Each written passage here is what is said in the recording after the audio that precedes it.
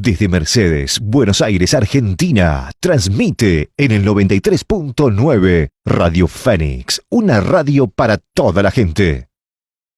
Estamos nuevamente con ustedes. Óscar Oslak es uno de los politólogos e intelectuales argentinos más destacados de América Latina, con una enorme repercusión internacional en el campo de los estudios sobre Estado, Administración y Políticas Públicas. Doctor en Ciencias Económicas de la UBA, becario de las Naciones Unidas, el Instituto Torcuato Di Tella, la Universidad de California, Harvard, Berkeley, la Fundación Rockefeller, entre otras. Ha ocupado infinidad de cargos profesionales, entre los que podemos destacar investigador superior del Consejo Nacional de Investigaciones Científicas y Técnicas CONICET, miembro del Consejo Científico del Centro Latinoamericano de Administración para el Desarrollo, coordinador del Programa Especial de Investigación sobre Estado, Políticas Públicas de la Secretaría de Ciencia y Técnica de la Universidad de Buenos Aires. Ha sido profesor y disertante en numerosas universidades e instituciones de investigación en América Latina, Europa, Canadá, Estados Unidos, África, Israel, Japón y China, y participado en más de 300 reuniones académicas y profesionales, congresos y conferencias de América, Europa, Asia y África. Autor de numerosas publicaciones, entre las que se destaca su libro La formación del Estado argentino, que cuenta con varias ediciones, es considerado una de las obras más destacadas de la ciencia política argentina. Recibió numerosos reconocimientos nacionales e internacionales, entre los que podemos mencionar profesor extraordinario de la Universidad Nacional de Villa María en 2017, premio Domingo Faustino Sarmiento del Honorable Senado de la Nación Argentina, distinguido como personalidad destacada de las ciencias políticas, económicas y sociales de la Ciudad Autónoma de Buenos Aires, y recibió también el premio USAID Trayectoria como investigador de la Nación Argentina, otorgado por el Poder Ejecutivo Nacional. Esta personalidad del mundo de la ciencia está en comunicación en este momento con nosotros y vamos a dialogar con él. Doctor Oslak, buenos días, ¿cómo le va?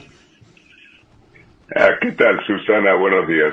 Mucho gusto. Bueno, demasiado largo la presentación. Difícil hacer la síntesis porque su currículum es realmente impresionante. Así que bueno, pude resumir lo más que pude, ¿no? Son muchos años. Seguro. Bueno, antes que nada, agradecerle por su deferencia de darnos esta nota, y queríamos hablar con usted de algunos temas que nos preocupan desde hace tiempo ya y nos ocupan también. Uno de ellos es el destino del CONICET, lo que está pasando, lo mismo que también esta situación que se está dando en la Universidad de Buenos Aires, que según lo que muchas de sus autoridades dicen, si siguen las cosas así, para mayo no hay forma de continuar. Así que bueno, su reflexión sobre todo esto. Bueno, sí, efectivamente, creo que el ajuste nos está pasando por encima, sobre todo al mundo de la cultura, al mundo de la ciencia y la tecnología, y realmente es muy preocupante. Porque, bueno, sabemos muy bien que durante la campaña presidencial el actual presidente indicó la necesidad de, por un lado, privatizar, en algún momento habló de cerrar el CONICET o de transformarlo de cuajo. En realidad, yo lo que planteé en una nota que publiqué el día sábado justamente en La Nación, fue que tenemos que celebrar el hecho de que el CONICET por varios años consecutivos ha sido señalado como una de las más importantes instituciones de ciencia y tecnología del mundo. nosotros estamos ocupando el lugar 20, digamos, entre más de 1.800 instituciones de todo el mundo, inclusive delante de la NASA, que había sido comparada justamente por el presidente con el CONICET, ¿no?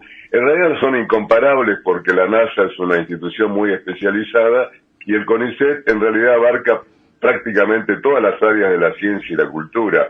Es una institución muy grande, totalmente descentralizada porque funciona en todo el país, en cada una de las provincias y sobre todo en las universidades nacionales donde está, digamos, ubicado el 80% de los investigadores, es decir, prácticamente toda universidad nacional, pero no solamente universidades nacionales, también privadas y también centros de investigación que están conformados por organizaciones de la sociedad civil, es decir, son ONGs, ¿no? Están conformadas por universidades y por centros de investigación. Yo mismo he sido investigador del CONICET, bueno, hace 50 años que ingresé, hace años que estoy ya jubilado, pero lo hice en la mayor parte de mi vida dentro del Centro de Estudio de Estado y Sociedad, que es una ONG privada, ¿no?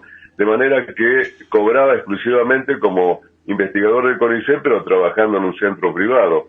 Es decir, que no es un lugar donde sobra gente. En realidad, todas las personas que ingresan al CONICET ingresan por riguroso concurso, ascienden por riguroso concurso. Yo mismo soy hoy en día integrante de la comisión que se ocupa, digamos, de analizar el pase a la categoría máxima del CONICET, de investigador superior.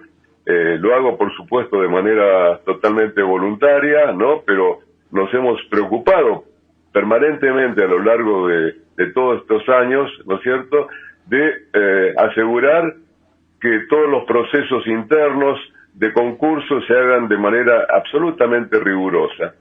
De modo que, bueno, confundir al CONICET con un organismo burocrático y digamos, supernumerario en términos de personal, creo que es una falta de conocimiento de cómo funciona y cómo ha sido la historia institucional del CONICET. Claro, ¿usted piensa que realmente se privatizará? Y si así fuera, ¿de qué manera impacta esto en el funcionamiento del CONICET? No, perdón, es imposible privatizar el CONICET. No hay manera, ¿no? Porque, digamos, ¿quién estaría dispuesto a pagar investigadores que se ocupan de múltiples disciplinas que no tienen, digamos, una aplicación directa económica, ¿no? Porque las empresas, digamos, a menos que haya sponsors privados, no tenemos enormes fortunas que estén dispuestos a desprenderse de sus capitales para financiar la ciencia, ¿no? Pero es hoy en día una necesidad absoluta, ¿no? Porque estamos en una etapa, estamos en la cuarta revolución industrial, donde el cambio hoy en día ya no es un cambio aritmético, sino geométrico. Estamos en la era exponencial, ¿no? Donde hay algunos países que están liderando justamente el mundo de la ciencia y la tecnología y están invirtiendo porcentajes del Producto Bruto Interno muy superiores a los que estamos invirtiendo nosotros en la Argentina. En la Argentina nosotros invertimos apenas medio punto del Producto Bruto Interno en ciencia y tecnología. Israel está liderando el mundo con el 5%, es decir, 10 veces más. Y varios países europeos le siguen de cerca, Estados Unidos también. De manera que podemos llegar a caer en el futuro en una situación de dependencia tecnológica que va a ser mucho más seria, mucho más grave que lo que ha sido la dependencia económica de la que hablábamos hace medio siglo atrás. Realmente muy grave, ¿no? Lo que usted señala para el futuro de la ciencia en la Argentina, que a pesar de todos los avatares económicos que se han dado en nuestro país, aún así a puro intelecto, ¿no? Y a puro ingenio también ha seguido evolucionando, porque nosotros tenemos realmente profesionales extraordinarios. Bueno, no solamente eso, nosotros estamos ocupando más allá del 20º lugar entre más de 1.800 instituciones de ciencia y tecnología, ocupamos el primer lugar en América Latina, sí. Salvo en 2 disciplinas, pero en un total de 18 disciplinas ocupamos el primer lugar en casi todas, menos en 2, pero en las otras 2 ocupamos el segundo lugar. Así que realmente estamos liderando el campo de la ciencia y la tecnología en América Latina. Y hoy, precisamente en los diarios de hoy, aparece la noticia de que la UBA se ubicó dentro de las primeras 50 universidades de todo el mundo. Sí, por justamente, ejemplo, ¿no? justamente lo acabo de leer recién cuando hicimos las noticias. Es importantísimo esto que ha surgido, ¿no? Pero bueno, también hay todo un tema con la cuestión del presupuesto para la UBA, ¿no? Porque el gobierno parece no entender de qué manera hay que pasar los fondos. No solamente, digamos, es una cuestión de presupuesto, es una cuestión además de cómo se compensa la actividad científica que se está desarrollando en la Argentina, porque también lo he señalado, un investigador en la Argentina, por ejemplo, de la categoría superior, que sería la categoría máxima del CONICET, hoy en día está percibiendo apenas unos $1.000, ¿no? Digo apenas porque en México me consta que un investigador, digamos, semejante de esa categoría está en los 7.000 y en Estados Unidos más del doble, ¿no? Es decir, estamos hablando de cifras totalmente incomparables, lo cual, por supuesto, alienta la fuga de cerebro, que ya la hemos vivido en la Argentina muchísimas veces, bajo distintos gobiernos, ¿verdad? Y bueno, y de pronto aparece algún otro gobierno que trata de impulsar el regreso de los investigadores con incentivos, y en ese sentido no estamos llevando a cabo una política de Estado coherente, ¿no? Permanentemente con altibajos, con fugas y con regresos, y bueno, y así nos va. Bueno, justamente usted me da pie para hacerle esta pregunta. El presidente dio una entrevista con el periodista Alejandro Fantino, donde calificó al Estado como una organización criminal, violenta, que se financia como, estoy leyendo los SIC, una coacción llamada impuestos, y dijo además que el Estado es mi enemigo, el Estado es su enemigo. Ahora, la pregunta, porque usted es un especialista, usted ha escrito uno de los libros más importantes en este ámbito, sobre este tema, ¿qué podemos decir acerca de esta definición del presidente de la Nación? Bueno, usted me da pie para primero señalar por este medio que en la semana que viene va a estar en las librerías la nueva versión de mi libro de la formación del Estado argentino, esta vez bajo el sello de Prometeo, y va a estar en la Feria del Libro esta edición que ha sido, digamos, prologada, más que prologada, con un estudio preliminar del doctor Míguez, que es uno de los más prestigiosos historiadores de la Argentina, que ha hecho un estudio extraordinario, un estudio preliminar del libro. Así que bueno, permítame hacer esa pequeña publicidad, porque el libro estaba, digamos, fuera de las librerías últimamente. Bueno, con respecto a la pregunta, ¿no? Yo dejaría de lado el lenguaje, digamos, que utiliza el presidente, que es una manera, digamos, de qué sé yo, provocar, y digamos, creo que también es parte de su popularidad, es parte de su estilo, es un estilo muy personal, muy particular. Uno puede o no coincidir, pero también llama a nido de ratas al Congreso, por ejemplo, ¿no? Y utiliza este tipo de términos, no le asigno demasiada importancia. Dice que el impuesto es un robo, ¿no? Yo recuerdo justamente que uno de los capítulos de mi libro de la formación del Estado argentino, ¿no? Que se refiere al costo del progreso, porque el costo del progreso argentino se hizo con los impuestos, como en todo el mundo, ¿no? hay un fallo muy famoso del juez Holmes de los Estados Unidos que dice que los impuestos son el precio que pagamos por la civilización, ¿no? Y esa frase es muy importante porque efectivamente no existe ninguna posibilidad de que los países y las economías progresen sin los impuestos. Los impuestos son, digamos, la manera en que los ciudadanos contribuimos al erario público para que el Estado se encargue de los problemas colectivos, de los problemas que no podemos resolver individualmente, ¿no? Porque efectivamente la mayor parte de los problemas los resolvemos cotidianamente a través de nuestro trabajo, nuestros ingresos, ¿verdad? Pero una parte de ellos tiene que ser dedicada necesariamente a una actividad colectiva que solamente puede llevar a cabo una institución que es el Estado. Y el Estado ha existido a través de toda la historia bajo diferentes formas, ¿no? Desde sociedades hidráulicas, en el Asia Menor, hace muchos siglos atrás, ¿verdad?, hasta imperios, ciudades-estado, en Grecia. No hay sociedad alguna en que no haya existido alguna forma de Estado. Entonces decir que podemos prescindir totalmente del Estado es, digamos, una exageración absoluta, ¿no? Porque el presidente no puede gobernar sin, digamos, el auxilio de un aparato institucional que se haga cargo de las cuestiones colectivas.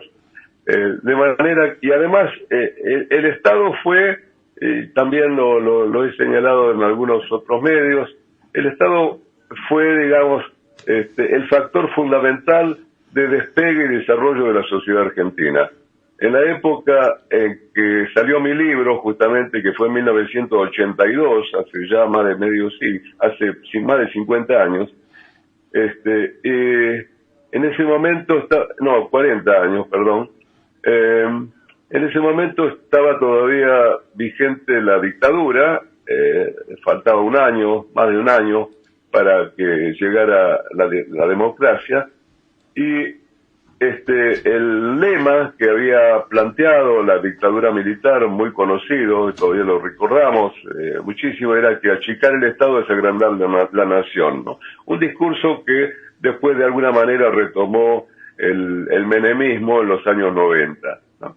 Y yo le había puesto una faja al libro en el lanzamiento de la primera edición que decía que construir el Estado fue agrandar la nación, ¿no? Salía al paso, digamos, de aquella frase del gobierno militar, ¿no? Porque efectivamente el Estado creó toda la infraestructura física del país, el Estado promovió la inmigración, el Estado fue el que financió con la deuda pública las grandes obras de infraestructura del país y promovió el progreso argentino.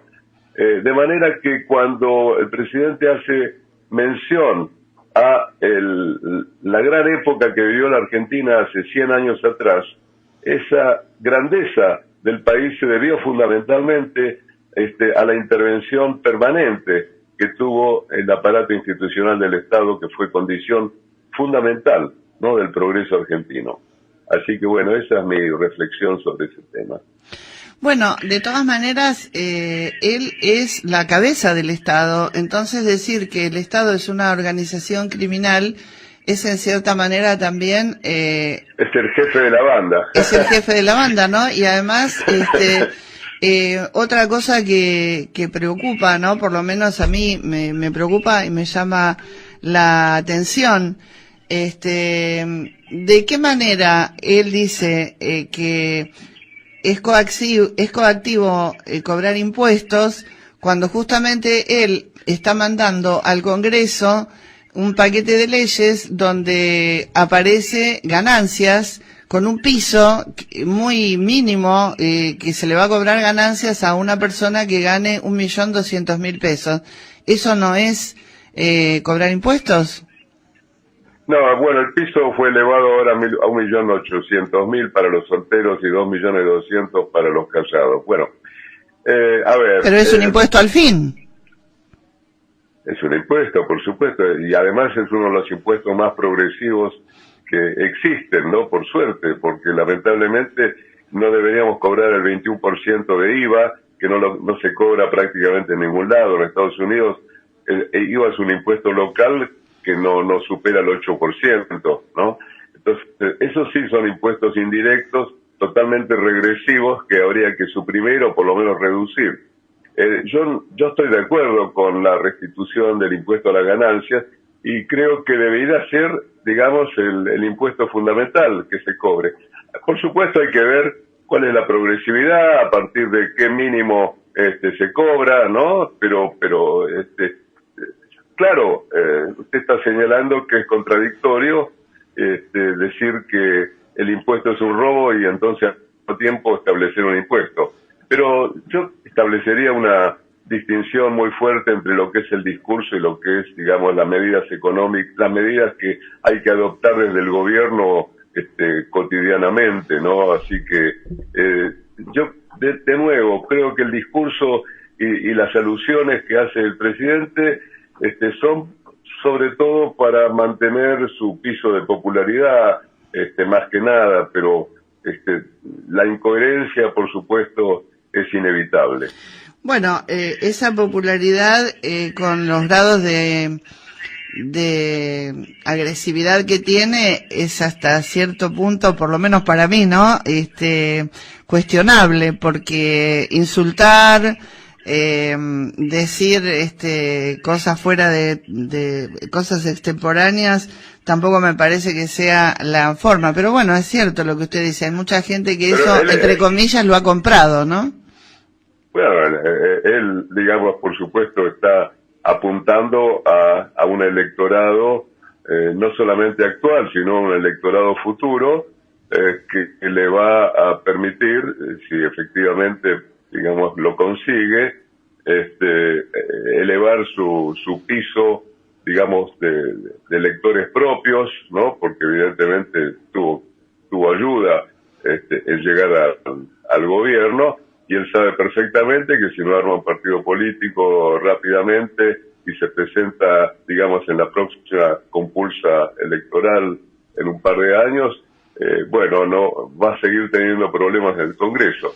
De manera que él apela justamente a un electorado al que ese, digamos, combate verbal le gusta como estilo, ¿no? Se dio cuenta que le permite mantener justamente esa popularidad y bueno, aunque sea incoherente, no molesta, no le molesta a él por lo menos. Doctor, respecto de todo lo que ha estado sucediendo con los empleados del Estado, la gran cantidad de despidos que han habido, ¿cuál es su opinión al respecto? Bueno, también lo he planteado.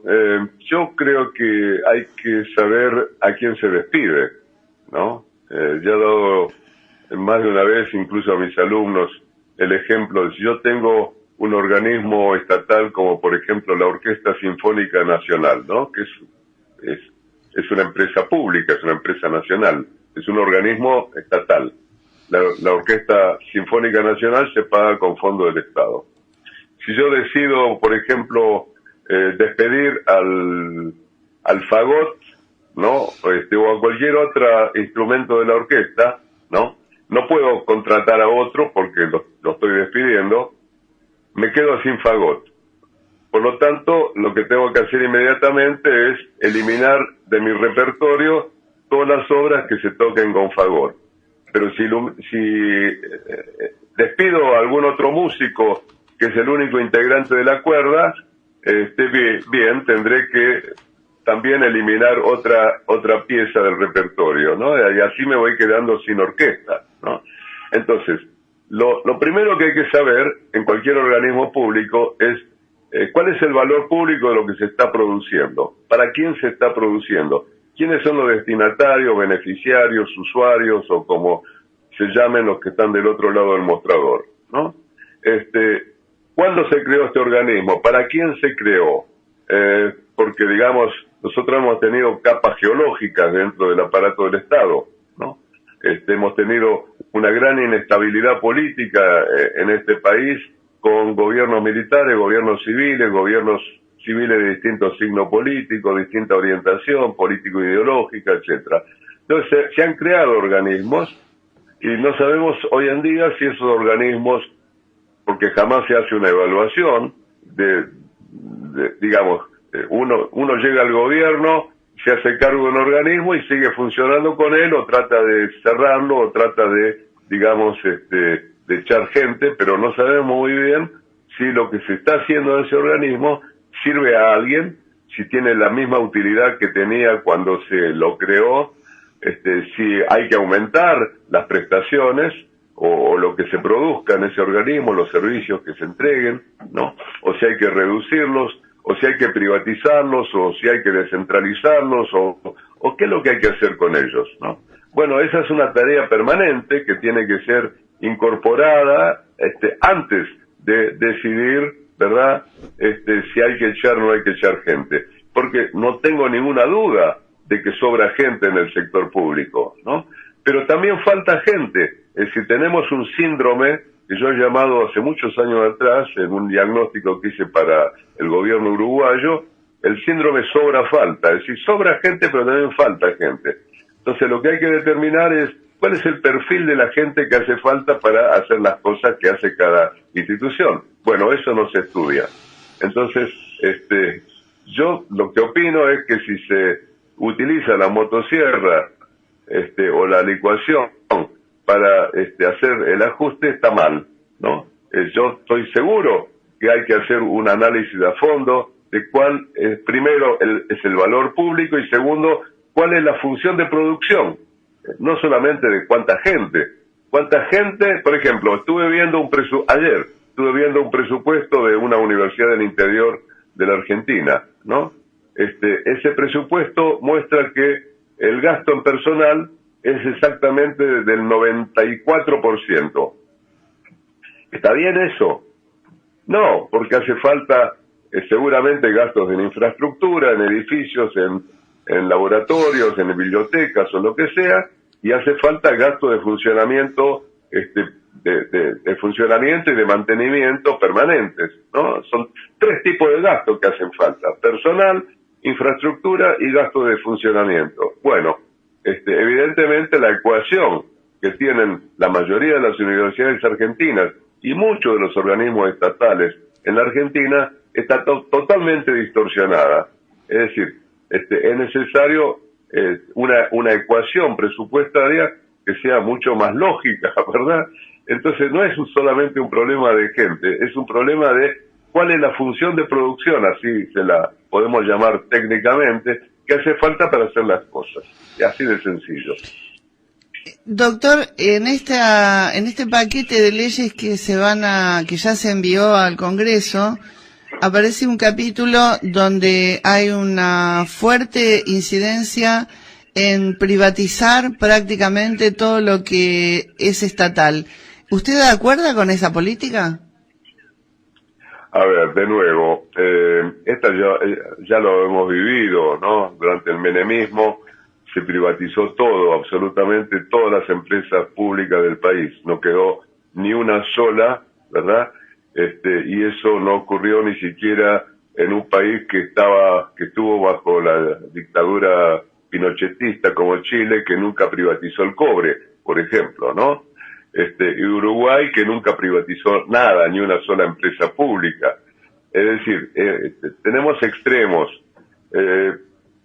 No considero que sea una cuestión, digamos, ideológica. Creo que es una cuestión, de nuevo, de analizar qué es lo que produce cada una de esas empresas, si es conveniente, si tiene sentido privatizarla o descentralizarla o tomar cualquier otra decisión, ¿no?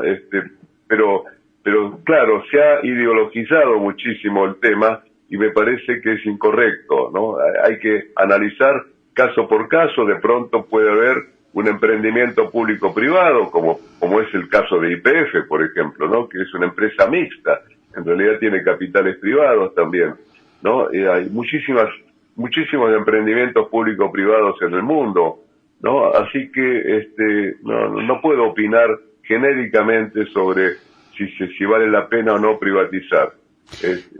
Creo que es un caso por caso. En nuestro país, yo a veces lo digo caseramente, ¿no? en esta suerte de ida y vuelta, como si fuera el cangrejo, ¿no? Avanzo 2 pasos, retrocedo 5, en donde un gobierno llega y tira por la borda todo lo que hizo el anterior, llega el otro y así sucesivamente, y se nos van pasando los años y no avanzamos como tal vez deberíamos avanzar por todo el potencial que tenemos de recursos, de gente y demás. ¿Cómo ve usted la Argentina futura? Bastante gris, digamos, para no usar un color más oscuro, ¿no? A ver, justamente nosotros hemos inventado un término hace ya unos cuantos años, que es el de políticas de Estado, ¿no? Una política de Estado supone una cierta orientación en cualquier área de gobierno, ¿no?, que se mantiene a lo largo del tiempo, se mantiene a través de los gobiernos, se mantiene a través de distintos incluso regímenes políticos, ¿no? Y esto ha ocurrido, por ejemplo, en Chile, ¿no?, para mencionar un caso. Hay continuidad, ¿no? O en Estados Unidos, donde de pronto suben los republicanos, suben los demócratas, pero hay digamos, incluso gabinetes en las sombras, hay traspaso de gobierno previos al momento de las elecciones, donde equipos de los distintos partidos políticos van tomando conocimiento de qué es lo que está ocurriendo en cada una de las áreas de gobierno. Acá es siempre un recomenzar nuevamente, ¿no? Yo llegué, digamos, ya fui subsecretario de Reforma Administrativa del presidente Alfonsín. Y cuando llegué a mi despacho, me encontré con los anaqueles totalmente vacíos. Un ex subsecretario del gobierno militar me entregó una carpeta con 5 paginitas totalmente inservibles, ¿no?, supuestamente que era el informe de gestión anterior, ¿no? No hay historia, no hay conocimiento. Lo que había, cuando yo llegué, eran esas máquinas en cada habitación, en cada oficina, había una máquina de destruir papeles que todavía estaban calientes, ¿no?, de haber sido utilizadas por el gobierno militar. Y así ocurre permanentemente, ¿no? Yo recuerdo, años atrás, se decía que, por ejemplo, si ha ido un ministro, ¿no?, ¿y por qué se cree que se está yendo un ministro? Porque se ha visto, digamos, camionetas cargando cajas con biblioratos y carpetas, ¿no? ¿Cómo? Cargando biblioratos y carpetas, ¿qué quiere decir? ¿Que se lleva toda la historia institucional? ¿No? Y entonces, yo considero que justamente esa falta de continuidad ha sido uno de los peores problemas que enfrentan cada uno de los gobiernos que llega al poder, ¿no?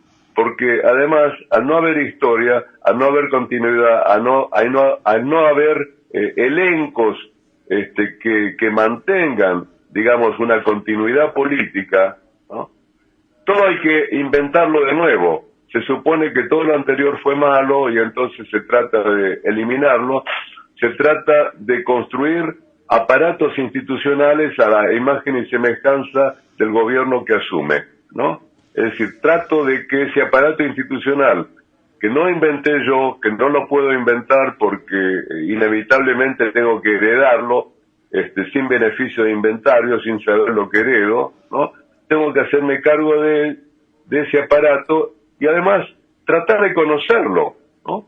Yo recuerdo que recorría las oficinas, heredé como más de 200 o 300 personas que formaban parte de las distintas direcciones de mi subsecretaría, y no sabía lo que estaban haciendo. La gente estaba inclinada sobre sus escritorios, supuestamente trabajando, o sobre sus computadoras, ¿no?, pero no tenía la menor idea de lo que estaban haciendo, porque yo no les había dado ninguna instrucción. Acababa de llegar, pero ellos estaban a cargo de una máquina que seguía funcionando con total independencia del responsable nuevo de esa gestión, ¿no?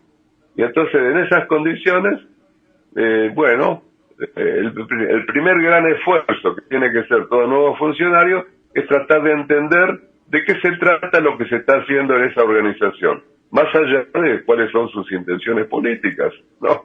Y entonces le lleva meses, tal vez un año, darse cuenta finalmente de qué se trata aquello que está ocurriendo dentro de su institución. Y tal vez para ese momento ya sea tarde, porque el promedio de vida de un funcionario público al cargo de la mayoría de las áreas de funcionamiento del Estado, por lo menos los funcionarios políticos, es de un año, ¿no? Así que, bueno, entonces llegará otro y tendrá que seguir el mismo vía crucis. Doctor Oslak, la verdad que es un privilegio escucharlo. Le agradecemos enormemente por su participación en nuestro programa y bueno, queda pendiente alguna otra charla futura. Muchas gracias. Cómo no, Susana, ha sido un gusto. Igualmente para mí, que tenga buen día. Adiós. Estuvo con nosotros el doctor Oscar Oslak, uno de los politólogos e intelectuales argentinos más destacados de América Latina, contándonos qué es el Estado y por qué es importante tenerlo. Ya volvemos. Desde Mercedes, Buenos Aires, Argentina, transmite en el 93.9 Radio Fénix, una radio para toda la gente.